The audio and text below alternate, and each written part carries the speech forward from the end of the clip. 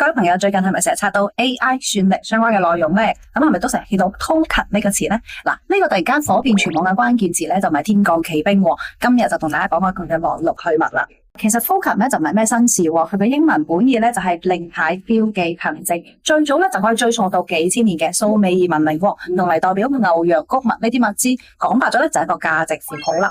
到咗互聯網時代，我哋登入 Apps 網頁嘅驗證碼、登錄口令，亦都叫 token 喎。呢個咧就係一個臨時嘅身份憑證，同而家嘅 AI 算力一啲邊都揩唔上啊！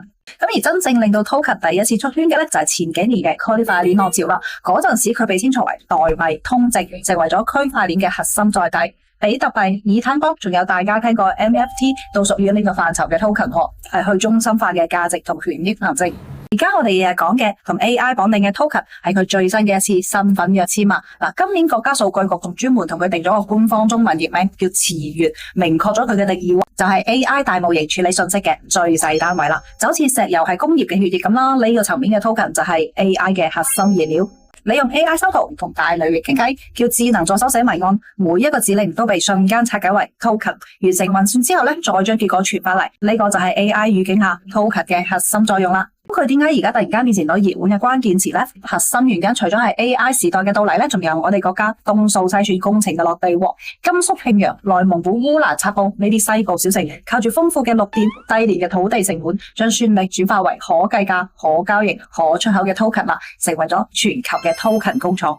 你喺馬來西亞用 ADV 修圖，指令咧可能就飄到咗慶陽嘅服務器，靠 token 完成運算。呢種跨山越海嘅數字鏈路，令到大家真切睇到咗 token 嘅實際價值。再加上全球 AI 競賽進入咗白熱化 ，token 嘅需求量呈指數級增長。IDC 甚至預測到2030年，全球 token 嘅消耗量就會比現年增長超3億倍。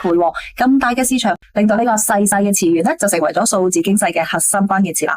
由蘇美爾嘅黏土符號到互聯網嘅登錄指令，再到區塊鏈嘅通證，如今咧變成咗 AI 時代嘅數字原油。token 嘅每一次演變都踩住技術進步嘅節奏，而西部小城由石油之城、能源基地變身成為 token 工廠，亦都令到我哋睇到呢個熱門關鍵詞嘅背後藏住係中國算力產業嘅崛起，仲有數字經濟嘅全新未來。